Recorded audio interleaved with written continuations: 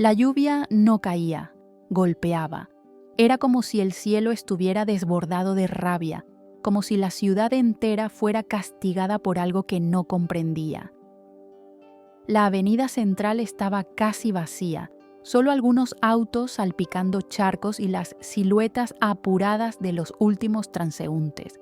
Entre ellos, inmóvil, invisible, una figura encogida bajo una marquesina rota. Renata. 19 años y la expresión de alguien que ya vivió el final de la vida. Tenía el cabello mojado, sucio, pegado al rostro. Sus ropas colgaban de su cuerpo como trapos olvidados. Abrazaba una mochila raída, su única pertenencia. En el brazo, una venda sucia cubría una herida infectada. Nadie se detenía. Algunos la esquivaban, otros apuraban el paso. Llevaba allí 3 días, sin comida, sin palabras, sin esperanza, hasta que una sombra se detuvo frente a ella. Era una mujer mayor, envuelta en un abrigo de lana marrón oscuro, con una bufanda tejida a mano y una mirada firme. No era caridad lo que había en sus ojos, era reconocimiento. ¿Estás herida?, preguntó. Renata alzó la vista, sorprendida de ser vista. «Estoy bien», mintió. «No lo pareces». «No necesito ayuda». «No vine a darte ayuda. Vine a ofrecerte sopa caliente y un lugar seco donde dormir. ¿Aceptas?» «¿Quién es usted?» «Me llamo Alma, como lo que pareces haber perdido». La lluvia seguía. El silencio se alargó. Renata tenía hambre, frío y miedo, y sin embargo algo en esa mujer le daba paz. Asintió casi imperceptible. Caminaron juntas despacio. Alma no habló más, solo la sostuvo cuando tropezaba. Su casa quedaba a unas cuadras, una construcción antigua, de fachada descascarada, pero con un porche lleno de plantas. Al entrar, Renata fue recibida por el olor a eucalipto, pan recién horneado y madera vieja. La mujer la llevó a la cocina. «Sécate, ponte esto», dijo, dejándole una toalla y ropa limpia. Luego puso un plato de sopa caliente frente a ella. Renata comió sin hablar, con ansiedad. Alma la observaba sin juicio. «No hablo mucho, pero sé escuchar», dijo. Renata no respondió. Estaba demasiado ocupada sobreviviendo. Alma le asignó una habitación pequeña con un colchón limpio, sábanas planchadas y una lámpara con pantalla de tela. Renata durmió 12 horas seguidas. Al despertar, la luz del sol entraba en líneas doradas por las cortinas. La cocina olía a café. «¿Dormiste?», preguntó Alma, sirviendo pan tostado. «¿Sí? ¿Dolor?». «Un poco menos». Así comenzaron los días. Alma no preguntaba. Renata, poco a poco, hablaba. Que su madre murió cuando era niña, que su padre bebía, que huyó de casa, que fue golpeada por un novio, que vivió en la calle. Alma la escuchaba como quien ya escuchó todo y, sin embargo, no deja de dolerse. «Aquí no eres huésped, aquí eres parte», le dijo un día. Empezaron a cocinar juntas, luego a limpiar. Luego Alma la llevó al taller, una habitación repleta de telas, botones, hilos y recuerdos. «Aquí he bordado penas y también esperanzas», dijo. «¿Quieres aprender?». Renata lo intentó. Al principio rompía la tela, se pinchaba los dedos, pero Alma le enseñó a tener paciencia. Las manos aprenden cuando el corazón se calma. Con el tiempo Renata cosía sus propias blusas. Empezó a salir al mercado, a escribir de nuevo en su cuaderno. Una noche, sin pensarlo, llamó a Alma mamá. Se miraron. Ninguna corrigió. La rutina se volvió hogar, la confianza raíz. Alma tenía una tos seca por las noches. Decía que era vieja, que pasaría. Renata se preocupaba, le preparaba infusiones, la abrigaba más. «No quiero perderla», dijo un día en voz baja. Alma sonrió. «A veces se gana perdiendo». Renata no entendió. No aún. Comenzaron a bordar juntas muñecas para vender. Renata diseñó su primera prenda completa. Alma la felicitó. «Tienes talento». Y algo más, ganas de vivir. Gracias a usted. Gracias a ti por dejarte ayudar. Un domingo, Alma no pudo levantarse. Tenía fiebre alta. Renata se asustó, fue por un médico. Le recetaron reposo. La cuidó como si fuera un bebé. Le leía en voz alta. Le hacía sopas, le cantaba. Una noche, Alma tomó su mano. No eres basura, Renata. Nunca lo fuiste. Solo estabas rota. Renata lloró. Por ella, por su madre, por todas las veces que nadie la quiso. ¿Por qué me recogió? Porque en ti vi a la niña que yo perdí y porque aún puedo ser madre, aunque no haya parido. En su diario, Renata escribió: he encontrado algo que no sabía que existía, no un techo, no comida, amor, sin condiciones, sin precio. ¿Cómo se paga eso? Esa noche soñó con Alma joven, cosiendo junto a su madre muerta. Ella les servía té, reían. Al despertar sintió algo nuevo: pertenencia. Una tarde de otoño, mientras barrían hojas en el patio, Alma le dijo: hay algo que quiero darte. Entraron a la sala. Le mostró un sobre. Esto es la propiedad de la casa, está a tu nombre. ¿Por qué?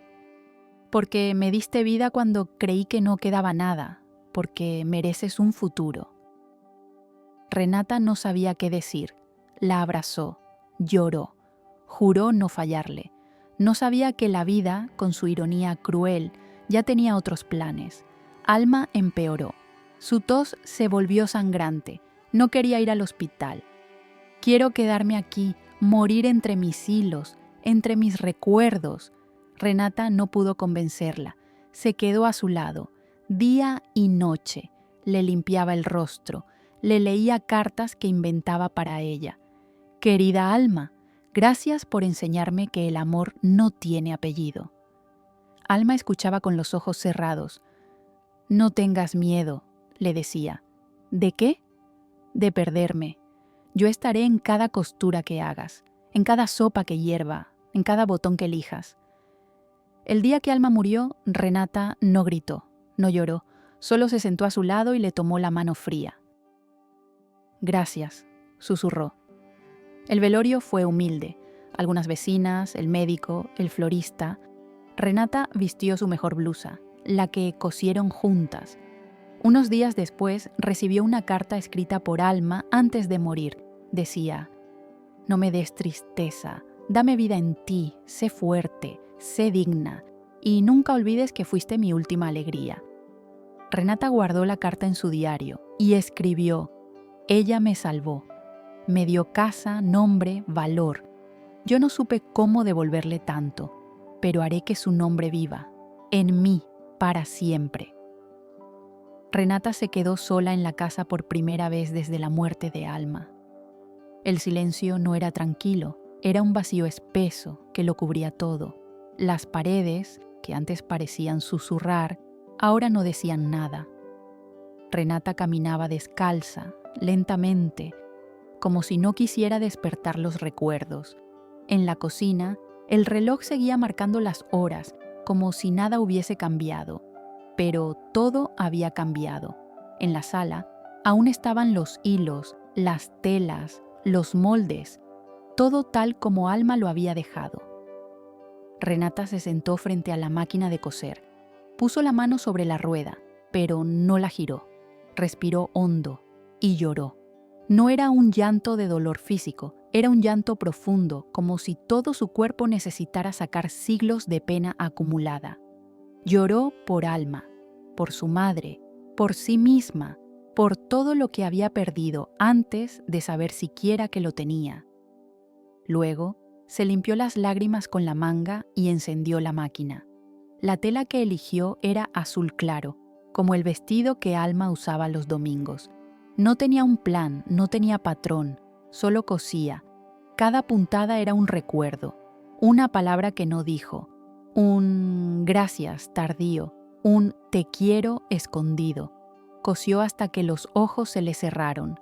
Al despertar, el sol ya entraba por la ventana.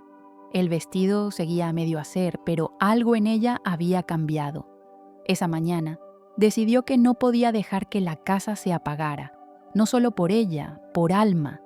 Comenzó limpiando cada rincón, lavó sábanas, ordenó los libros, arregló los maceteros del porche, puso flores frescas en el florero de la sala, encendió velas con aroma a lavanda.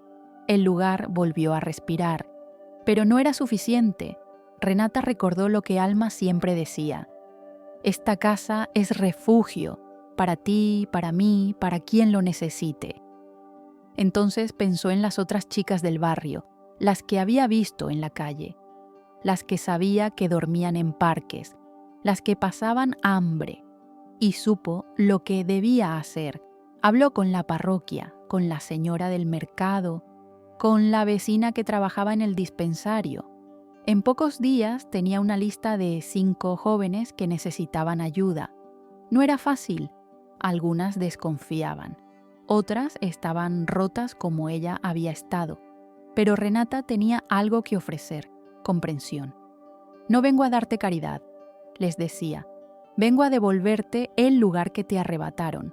La primera fue Sofía, 17 años, golpeada por su padrastro. No hablaba, solo temblaba. Renata la acomodó en la habitación de huéspedes, le dio una taza de té y le dejó espacio. Tómate tu tiempo, no hay prisa aquí. Después vino Milagros, luego Abril. La casa se llenó de vida otra vez, de voces suaves, de pasos tímidos. Renata cocinaba para todas, les enseñaba a coser como Alma le había enseñado. Les mostraba cómo doblar bien la ropa, cómo preparar una infusión para calmar el alma. Aquí no somos víctimas, somos hilo fuerte, repetía. Las chicas le decían seño, pero una noche Sofía, medio dormida, murmuró: mamá. Renata se quedó paralizada, luego le acarició el cabello. Aquí no se obliga a nadie a recordar, pero tampoco a olvidar. Las heridas no desaparecen con pastillas, se cosen, con paciencia, con amor, con compañía. Cada semana organizaban cenas compartidas, invitaban a vecinas, leían en voz alta textos que escribían, cartas a sus yo del pasado. Una escribió: ya no tengo miedo de mi reflejo, porque ahora me veo entera. Otra dijo: creí que nadie me salvaría, pero me bastó con que alguien me viera. Renata comenzó a escribir también, no solo en su diario, cartas que nunca enviaría, a su padre, a su madre, a Alma. En una de ellas puso: hoy cosí una herida ajena y entendí que la mía ya no sangra. Empezó a vender productos bordados en la feria del barrio. El cartel decía: Taller Alma, manos que curan. La gente se acercaba, compraba, preguntaba y muchas veces lloraban al escuchar la historia detrás del nombre.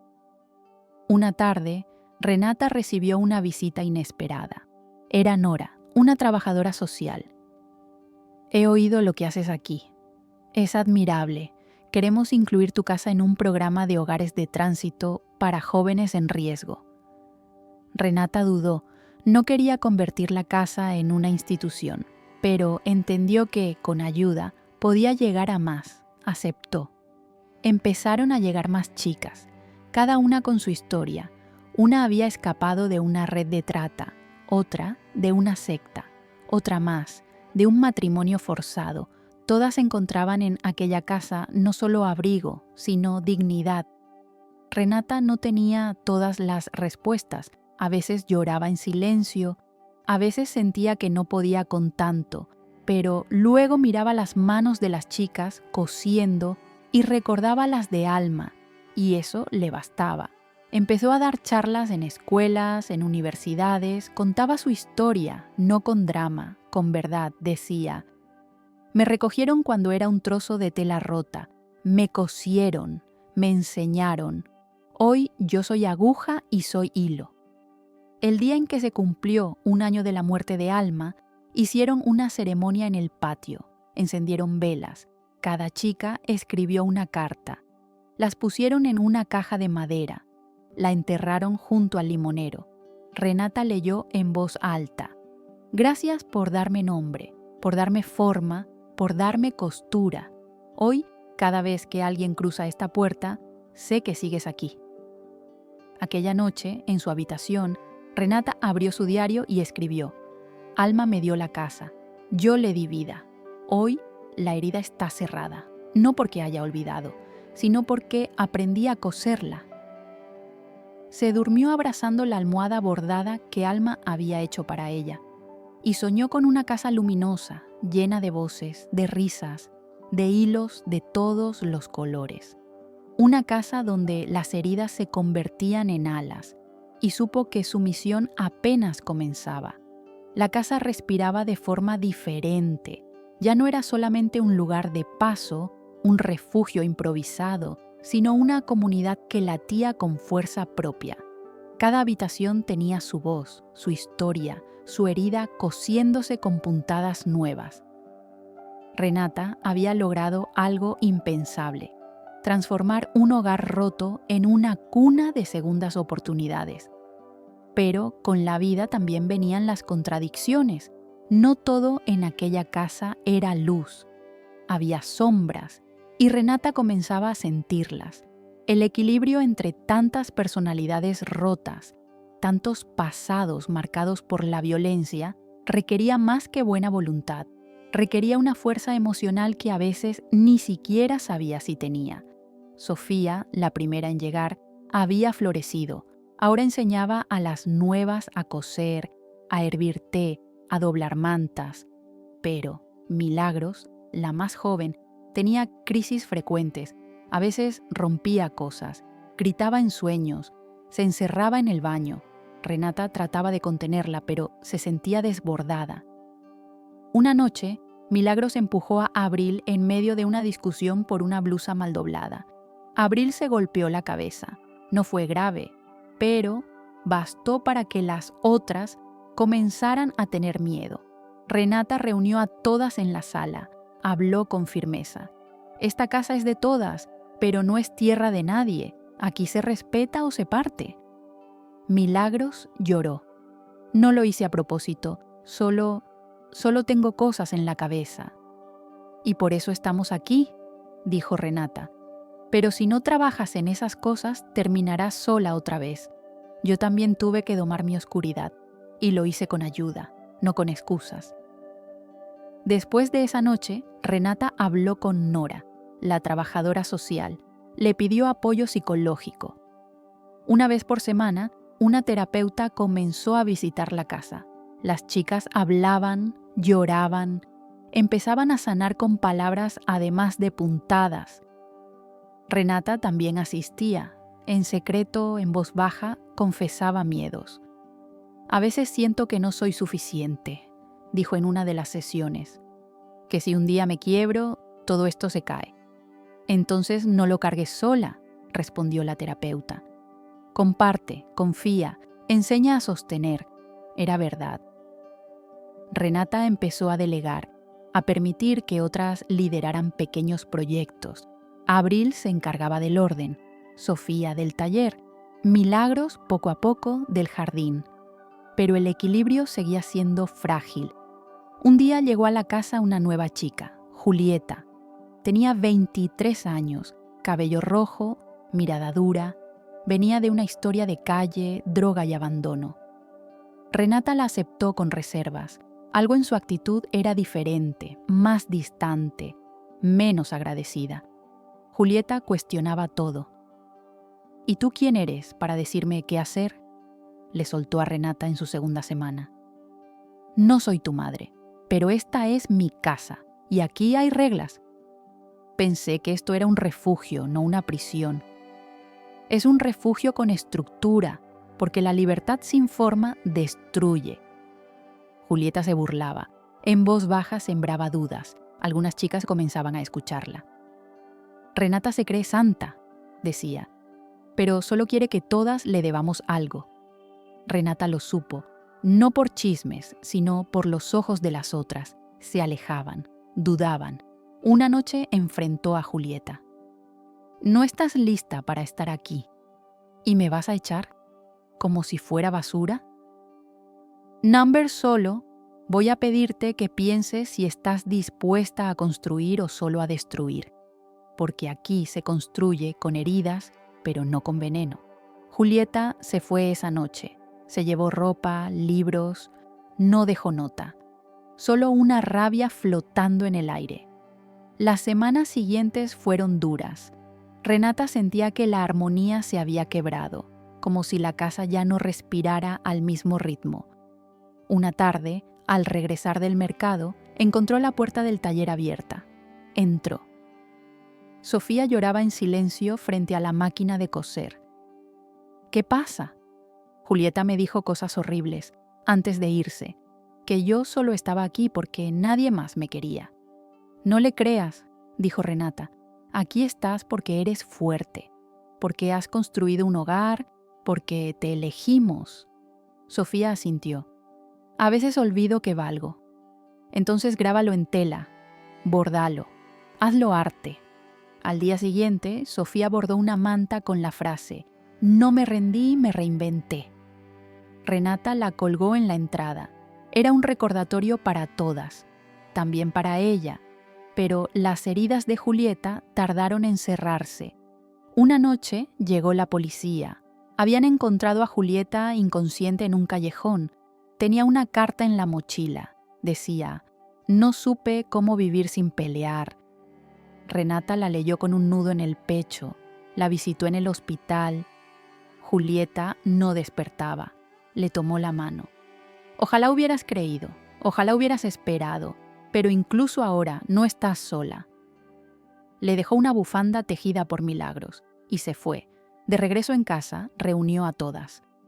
No podemos salvar a todas, pero podemos intentarlo, y eso ya es victoria. Esa noche, cada una escribió un deseo en un trozo de tela. Los cosieron juntos. Era un mural de colores, de esperanzas. Renata lo llamó el muro de las que se quedaron. Y prometió que, pase lo que pase, ese muro nunca dejaría de crecer. La rutina volvía a asentarse en la casa con la cadencia de un corazón que aprende a latir sin sobresaltos. Tras la tormenta emocional provocada por la partida de Julieta, las cosas parecían encontrar un nuevo equilibrio. Renata observaba a las chicas mientras trabajaban en el taller, mientras barrían el porche o cocinaban juntas, y sentía una mezcla extraña, orgullo y vulnerabilidad. Había creado algo hermoso, sí, pero también frágil, y con cada paso que daba hacia el crecimiento de ese espacio, sentía que su propia sombra se alargaba. Una mañana, mientras revisaba los documentos de la casa, encontró el viejo sobre que Alma le había dado años atrás. Dentro estaba el título de propiedad, todavía a su nombre. Lo sostuvo en las manos por varios minutos, lo leyó, lo volvió a guardar. Esa noche no pudo dormir. Pensó en todas las veces que sintió que no tenía nada, en el frío de la calle, en la soledad de las plazas, en las miradas esquivas. Ahora tenía algo, tenía un lugar, y más que eso, tenía un propósito, pero también sabía que ese lugar no podía depender de una sola persona.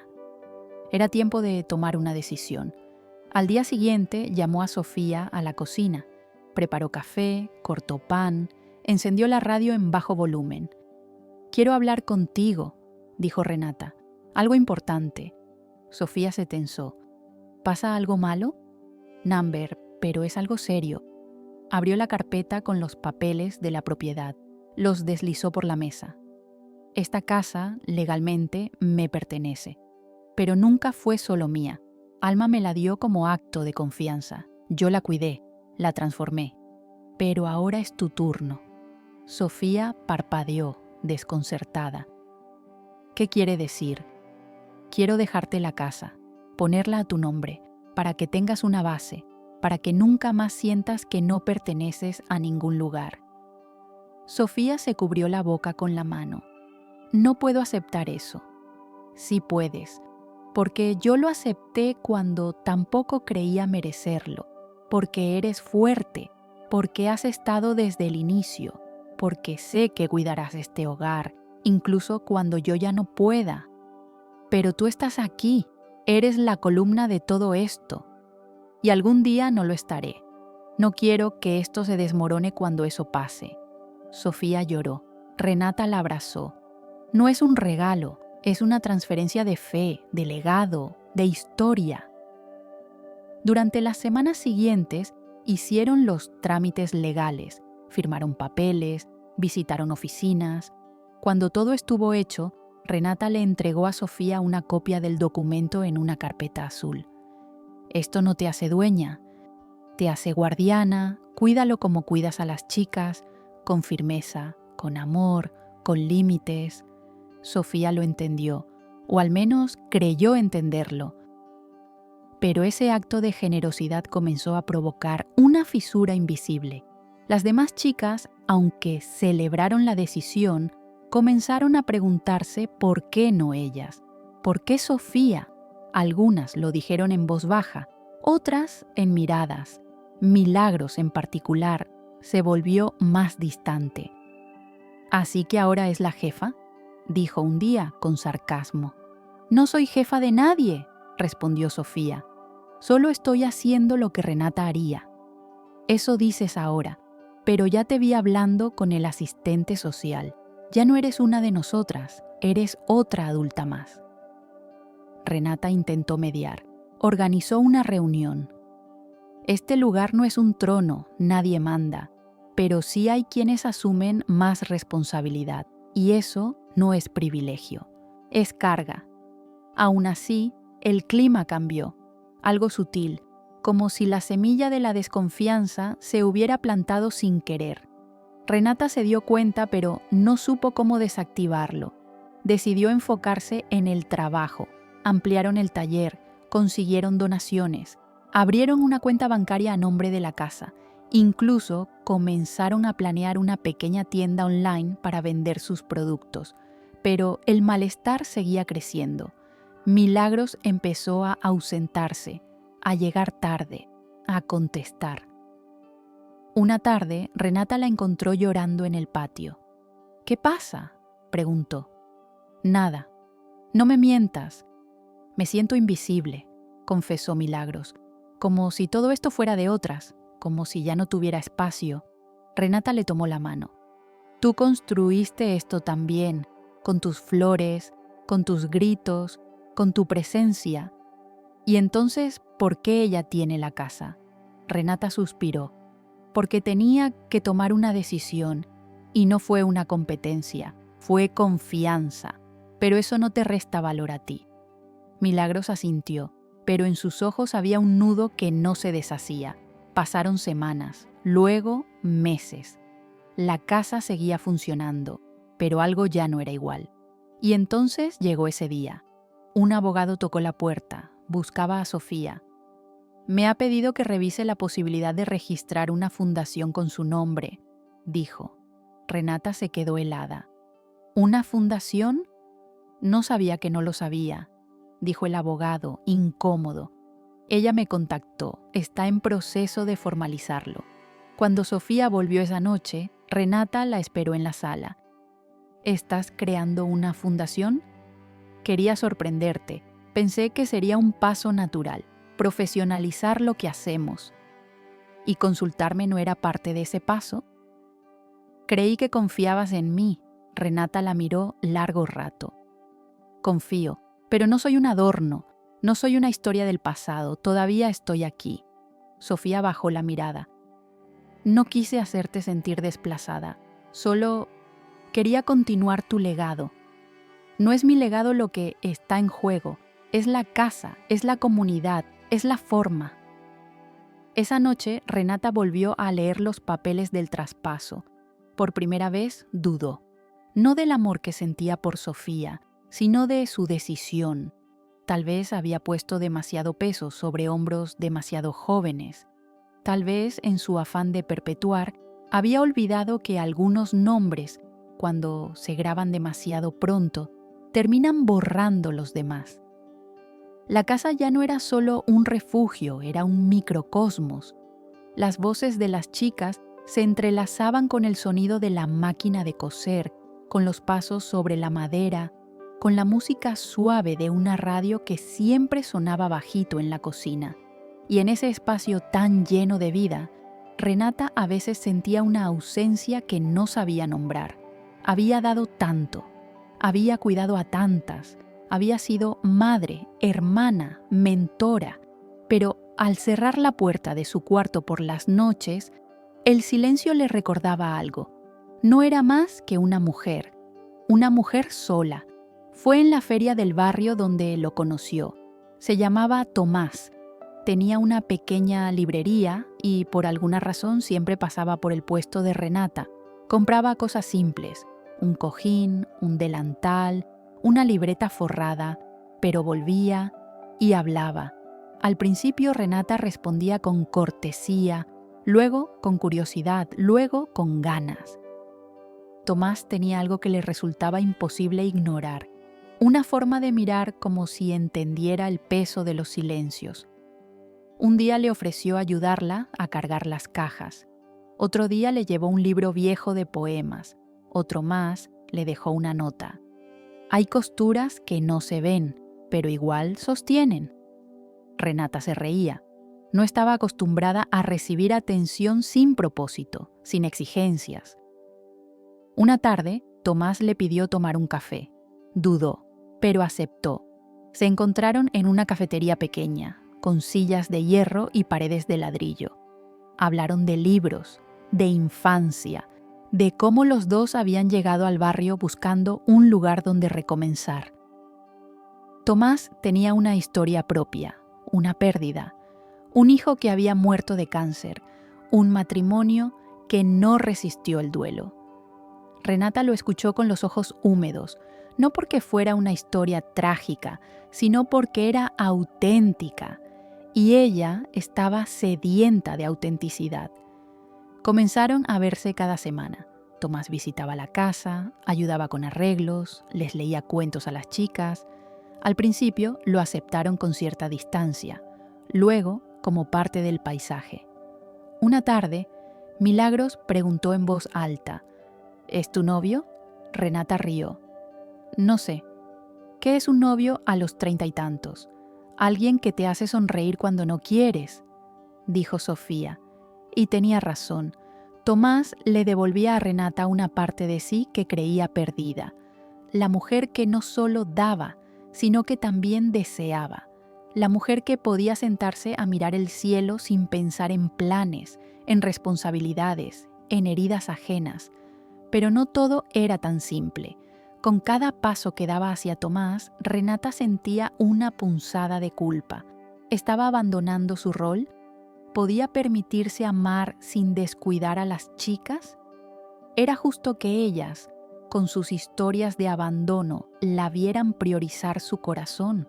El conflicto se intensificó cuando Tomás le propuso algo más serio. Me gustaría que vivieras conmigo, o que yo viviera aquí contigo. Renata quedó en silencio. No digo ahora, aclaró Tomás. Solo pensarlo. Esta casa no es solo mía, dijo ella. Es de muchas, y no sé si mezclar eso con el amor es buena idea. ¿Entonces el amor siempre queda fuera? No lo sé, no quiero elegir, pero tampoco quiero fallarles. Esa noche no durmió. Caminó por la casa, miró los retratos, las frases bordadas, las telas secándose en el patio, recordó a Alma. Ella habría elegido distinto, habría abierto espacio para algo más que el deber. A la mañana siguiente reunió a las chicas, les habló con honestidad. Estoy conociendo a alguien y no quiero ocultarlo, pero tampoco quiero que eso les haga sentir que este lugar cambia. Las chicas se miraron. Sofía habló. No somos niñas, entendemos. También mereces ser feliz. Abril añadió. Si tú no vives, ¿qué ejemplo nos das? Renata se emocionó, pero también sintió miedo, miedo de confiar, miedo de perder lo que había construido. Decidió avanzar con cuidado. Tomás comenzó a quedarse algunas noches, cocinaban juntos. Leía en voz alta mientras las demás bordaban. Se volvió parte del tejido. Hasta que ocurrió. Una noche Milagros no volvió. Había salido con amigas, pero no regresó. Renata se desesperó. Llamó a hospitales, comisarías, nada. 2 días después apareció. Estaba drogada, sucia, confundida.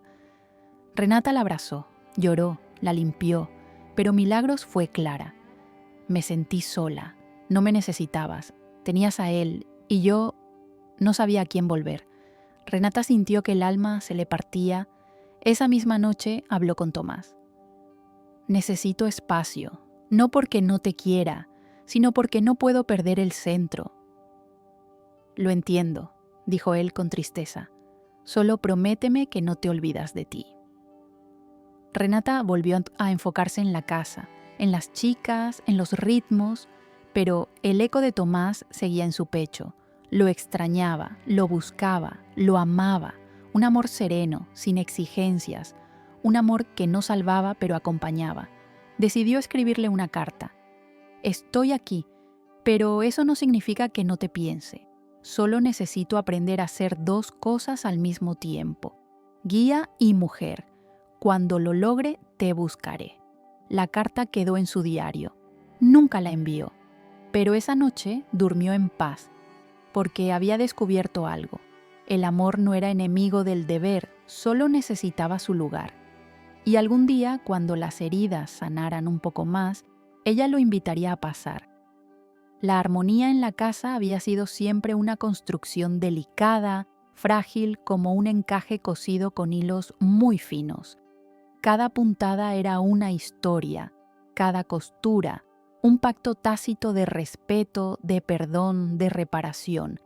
Pero hasta los tejidos más hermosos pueden romperse cuando una sola hebra se tensa más de lo que debe. Con la partida de Tomás, Renata creyó que el equilibrio se restablecería. Sin embargo, en el aire flotaba algo distinto. No era tristeza, era otra cosa. Un murmullo en silencio, una corriente subterránea, algo que no se decía pero se sentía. La primera en notarlo fue Abril.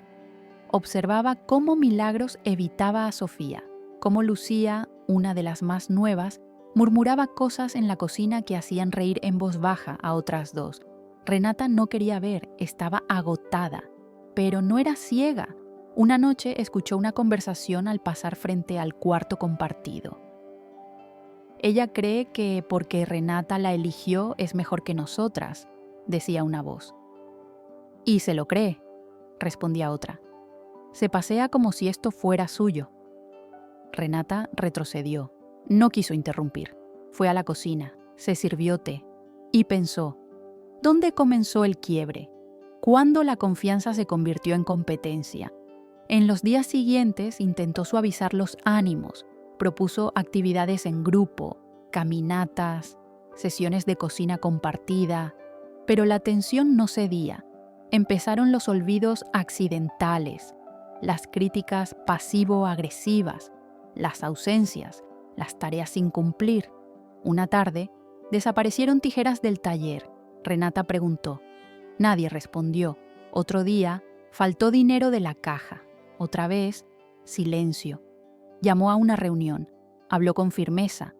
No quiero hacer de esto una dictadura, pero si no somos honestas entre nosotras, esto se cae. Este lugar no es una cárcel, pero tampoco es una zona libre de responsabilidad. Las chicas escuchaban, algunas bajaban la mirada, otras la sostenían con desafío. Milagros no estaba presente, y eso la inquietó. La buscó por la casa, por el patio, nada. Fue a su cuarto, abierto, vacío. La mochila no estaba, tampoco su ropa. Sobre la cama, una nota. Ya no me interesa fingir que esto es hogar. No quiero coser, ni obedecer. Prefiero la calle. Renata sintió un vacío en el estómago. No era la primera vez que alguien se iba, pero esta vez dolía distinto, como si la pérdida fuera personal, como si le hubieran quitado una parte de su propia voz. Esa noche no habló, se encerró en su cuarto, releyó su diario, las primeras entradas, las frases de alma, las promesas. Esto no es solo un refugio, Es una apuesta por lo humano. Pero lo humano también traía sombras. Al día siguiente, al volver del mercado, encontró el taller con las telas rotas, tijeras clavadas en la pared, frases escritas con marcador rojo, falsedad, mentira, ego. Renata respiró hondo. No gritó, no lloró, solo llamó a la policía. Levantaron un acta. Fue un proceso doloroso. Las chicas estaban en shock. Algunas querían irse, otras lloraban. Sofía temblaba. ¿Por qué nos odian?, preguntó. Porque doler también es una forma de rogar atención, respondió Renata. Decidió hacer cambios. Cerró el acceso nocturno, instaló cámaras, implementó reglas claras, pero sobre todo, propuso algo radical. Sesiones de diálogo obligatorio, cada semana, sin excepción, en círculo, una voz a la vez. Al principio fue incómodo, forzado, pero poco a poco comenzaron a hablar. Abril confesó su miedo a quedarse sola. Lucía habló de su hermana desaparecida. Sofía admitió que el peso del título de propiedad le quitaba el sueño. Y Renata, por primera vez, dijo: «Yo también me canso. Yo también quisiera a veces no ser la fuerte». Ese día algo cambió, no se resolvió, pero se alivió. Las chicas se abrazaron. Limpiaron juntas el taller, repararon las telas rotas, bordaron una nueva manta con una frase simple: «Aquí lloramos, pero no mentimos», y la colgaron en la entrada. El desprecio no desapareció. Todavía había ecos, comentarios, miradas, pero también había una nueva conciencia. Si no cuidaban la casa entre todas, nadie más lo haría. La fragilidad se aceptó como parte del trato, como parte de ser familia. Y con esa aceptación se sembró algo más fuerte que el resentimiento, la posibilidad de perdonar. La casa, aunque reconstruida tras las fracturas emocionales recientes, mantenía un silencio extraño. No era el silencio de la calma, sino el de una respiración contenida, como si algo invisible pesara sobre cada conversación, sobre cada gesto. Renata lo sentía, pero no lo comprendía del todo. Creía que las sesiones grupales habían servido, que las nuevas reglas habían traído orden, pero no sabía que una tormenta mucho más íntima se estaba gestando, no afuera, sino en las páginas de un cuaderno. Todo comenzó cuando Abril, buscando papel para sus diseños, encontró el viejo cuaderno de Renata en el estante más alto del armario de la oficina. No tenía candado, solo una cinta de tela roja como marcador. Abril no lo buscó, lo encontró, lo hojeó con respeto por simple curiosidad, pero lo que leyó la dejó paralizada. Entre líneas de reflexiones, sueños y confesiones, había un capítulo completo titulado «Lo que nunca dije». En él, Renata narraba una etapa de su vida que ninguna de las chicas conocía. Un tiempo en que no solo mendigaba en las calles, sino que también robaba.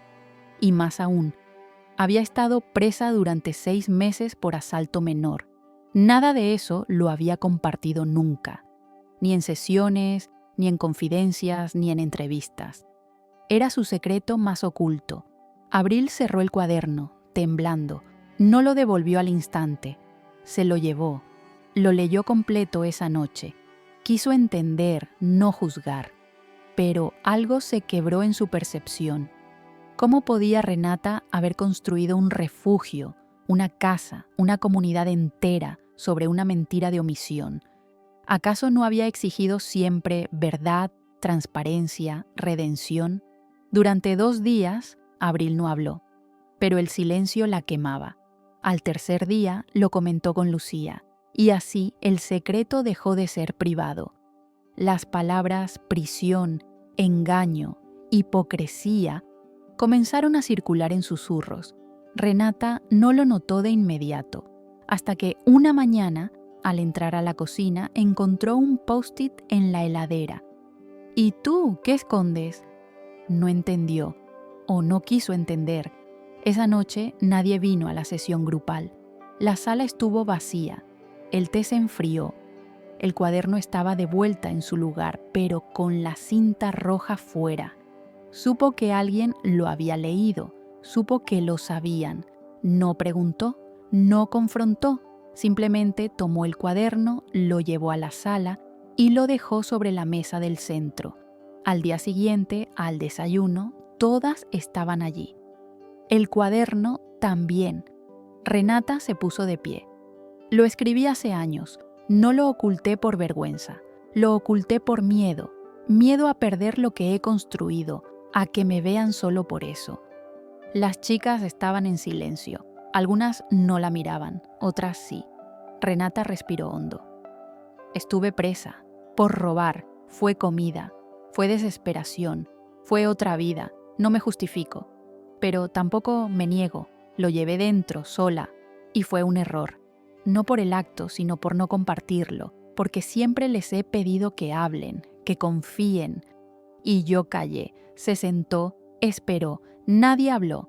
Hasta que Sofía dijo: «Eres humana. Y eso es todo lo que importa».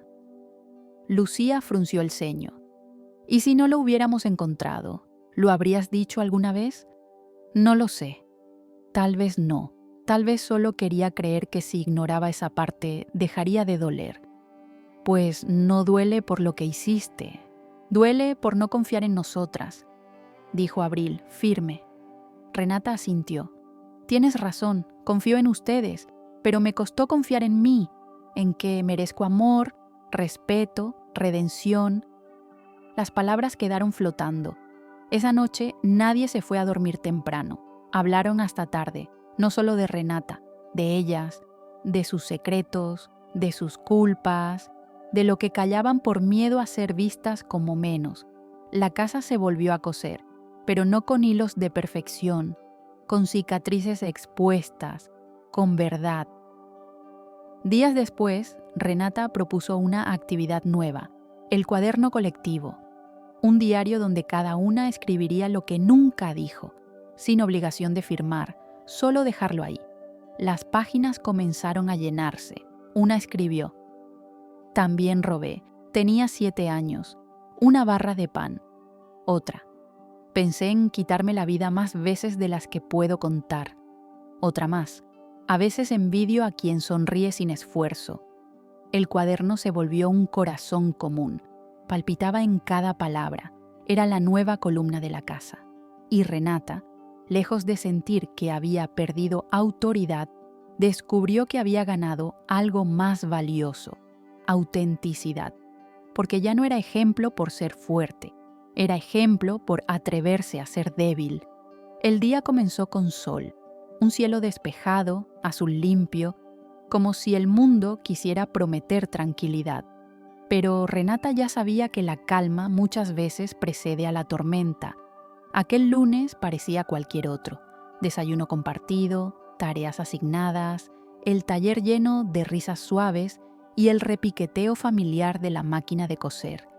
Pero algo en el aire vibraba diferente. Abril fue la primera en notarlo. El perro del vecino ladraba sin parar. Las ventanas temblaban con una frecuencia distinta, y entonces ocurrió un estruendo, una sacudida. El suelo se movió como si quisiera desprenderse del planeta. Las paredes crujieron, los estantes cayeron, las chicas gritaron, algunas corrieron, otras se quedaron paralizadas. Renata reaccionó como si hubiera entrenado toda su vida para ese instante. «¡Al patio! ¡Todas al patio!», gritó con fuerza. Las guió una a una, esquivando vidrios, sosteniendo brazos temblorosos, empujando puertas trabadas. El sismo duró menos de 1 minuto, pero fue suficiente para que la casa cambiara. Al terminar, el silencio fue más estruendoso que el temblor mismo. En el patio, abrazadas, sucias, con moretones y miedo, estaban todas, menos uno. «¿Y Lucía?», preguntó Abril, jadeando. Renata miró en todas direcciones. El cuarto del fondo. Lucía había estado guardando telas. «Voy por ella», gritó Renata, y corrió sin esperar respuesta. La estructura de la casa estaba comprometida. Paredes agrietadas, muebles caídos, escombros. pero llegó. La puerta estaba atascada, la forzó. Dentro, Lucía estaba atrapada bajo un estante, desmayada. «Lucía, despierta». Renata empujó. El estante cedió, la cargó. Sintió el peso de todos los años, de todo el amor, de toda la historia. Salió con ella en brazos. Las chicas aplaudieron, lloraron, gritaron su nombre. La ambulancia llegó minutos después. Lucía estaba estable, conmoción, algunos rasguños, pero viva. Las autoridades evacuaron la casa.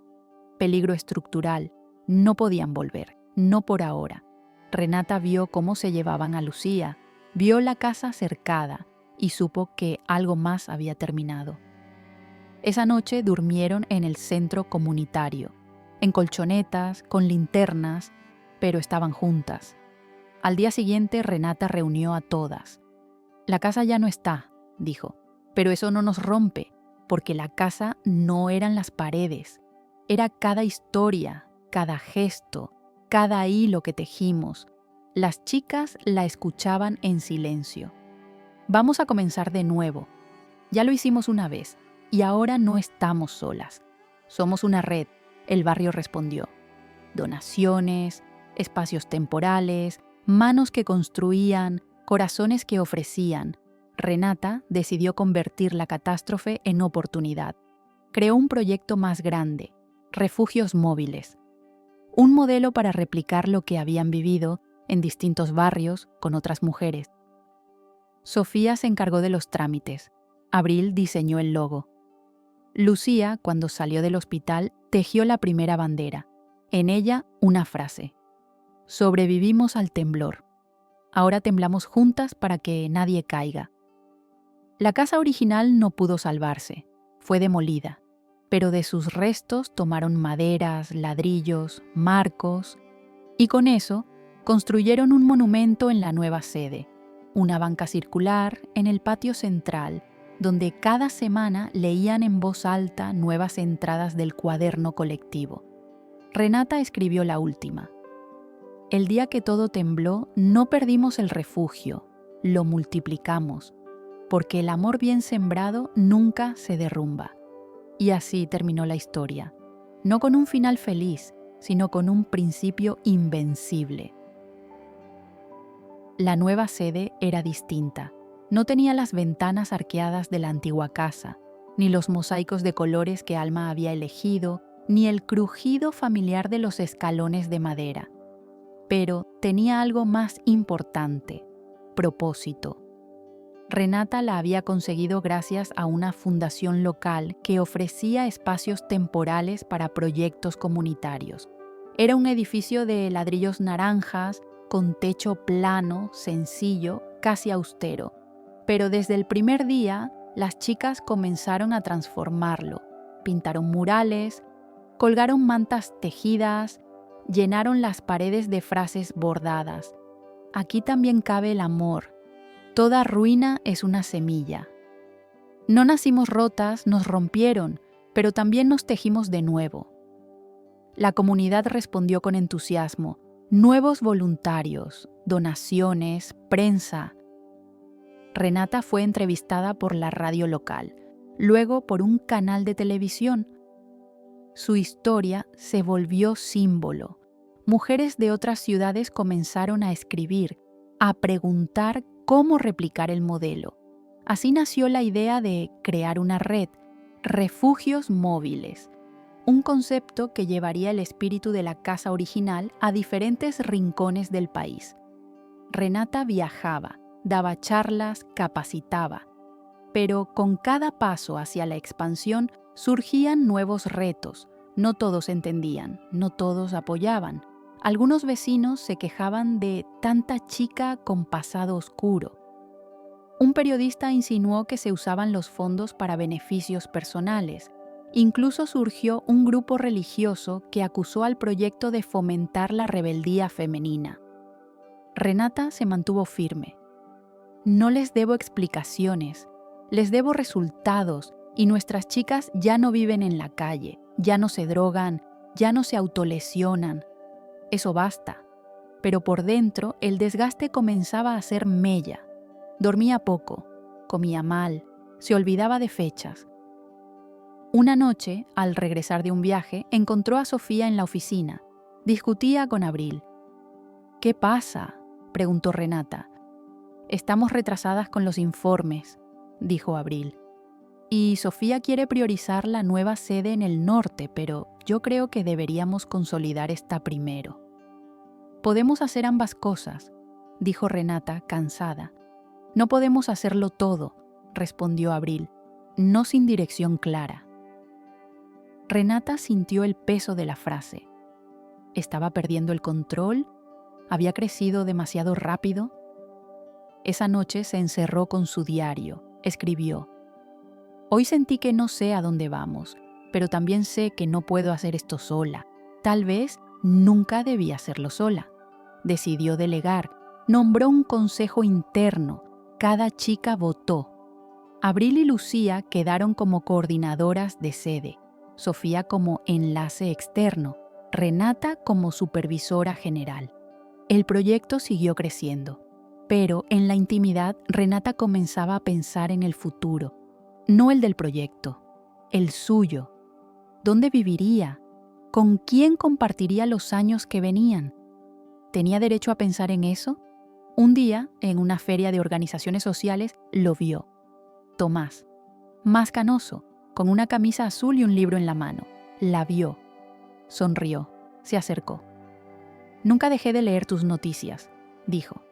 «Nunca dejé de pensarte», respondió ella. Caminaron, hablaron, tomaron café, él la escuchó, ella lo abrazó. «Todavía te amo», le dijo sin rodeos. «Y yo a ti», respondió él. «Pero no soy la misma». «Eso espero, porque la mujer que eres ahora es aún más luminosa». Renata volvió con una nueva claridad. No tenía que elegir entre amor y misión, solo tenía que equilibrar, y para eso debía aprender a descansar, a ceder, a confiar. Al volver a la sede, reunió a las chicas. «Quiero tomarme un mes, para mí, para respirar, para volver a escribir, para volver a amar». Las chicas aplaudieron. Sofía la abrazó. «No somos tu carga, somos tu legado, y tu legado ya sabe caminar solo». Renata dejó la casa por un tiempo, viajó, escribió, se reencontró con Tomás, pero siempre volvía, porque sabía que los cimientos de lo que había construido no estaban en las paredes, ni en los bordados, ni en los informes. Estaban en cada historia salvada, en cada noche donde una chica dormía sin miedo, en cada risa que antes fue llanto, en cada mujer que, habiendo temblado, eligió no derrumbarse. Y supo que el verdadero temblor no fue el que destruyó la casa, fue el que despertó a todas. Cuando Renata regresó definitivamente, la sede principal de Refugios Móviles no era solo un espacio, era un centro vivo. Tenía una biblioteca, un comedor común, dormitorios compartidos y un patio con jardín de flores curativas, lavanda, caléndula, romero. Había chicas nuevas, muchas. Algunas no sabían quién era Alma, o qué fue la primera casa, o cuántas veces tembló todo. Para ellas, Renata era una leyenda, una foto enmarcada, una historia que se contaba en voz baja. Renata lo entendía, había aceptado su transformación, pero también sentía la urgencia de cerrar un ciclo, de dejar las cosas en su sitio. Un día recibió una carta. Venía sin remitente. Dentro, una hoja doblada con caligrafía temblorosa. No supe cómo quedarme, no supe cómo pedir ayuda, pero nunca dejé de pensar en ti. Era de Milagros. Después de años sin saber de ella, esas pocas palabras removieron todo. Renata la buscó.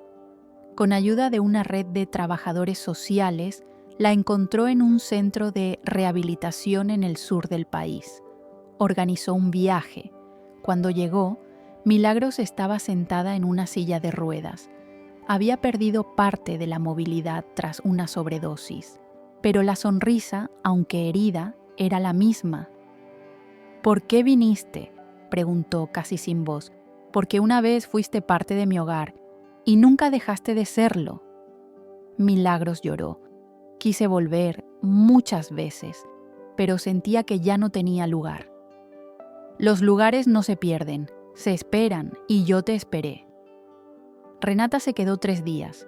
Le leyó, le habló de la casa, de las nuevas, de los cuadernos, de las frases bordadas. Milagros le pidió una manta. Quiero volver a dormir con calor de historia. Antes de irse, Renata le dejó una manta tejida por Abril. Tenía la frase: no fuiste error, fuiste ensayo.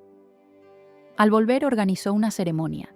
Invitaron a todas las exresidentes. Muchas vinieron, algunas con hijos, con nuevos nombres, con nuevos rostros. Era una constelación de pasados redimidos. Renata habló. Esto comenzó con una cama prestada, con un tazón de sopa, con una manta, y terminó en esto, en ustedes, en nosotras. ¿Y ahora qué viene?, preguntó una chica nueva. Ahora vienen ustedes, respondió. Yo solo vine a recordarles que el amor puede organizarse, formalizarse, compartirse, pero también debe soltarse. Renata anunció que dejaría la dirección del proyecto, se convertiría en asesora, quería escribir, viajar con Tomás, visitar a Milagros cada mes. Las chicas lloraron, pero entendieron. Le regalaron un cuaderno en blanco, para que cuentes lo que no pudiste bordar. Renata lo tomó y sonrió. En los meses siguientes escribió historias, cartas, memorias. Fue invitada a universidades, a congresos. Su libro fue publicado bajo el título Las que temblaron. Fue un éxito, pero más que eso, fue un espejo. Muchas mujeres se reconocieron, se acercaron, se sanaron. Un día, paseando por un mercado artesanal, vio una manta con una frase familiar: aquí lloramos, pero no mentimos. Se acercó. Era de una chica del refugio, una de las nuevas. No la conocía. La saludó. ¿Sabes quién escribió esa frase? Number solo sé que me dio fuerza. Y la tejí. Renata la abrazó. Fui yo, y tú la hiciste eterna. Supo entonces que todo estaba bien, que no hacía falta estar presente en cada hilo, que su esencia estaba ahí, bordada en cada gesto, en cada historia que las chicas compartían. Años después, cuando Renata ya no pudo caminar con agilidad, recibió una carta. Venía de Sofía. Ahora dirigía la red nacional. Decía: esto no es un adiós, es un gracias, porque tu temblor fue el que nos enseñó a sostener. Renata cerró la carta, tomó su cuaderno y escribió una última frase. No me rendí, me reinventé, y por eso nunca fue tarde para pedir perdón.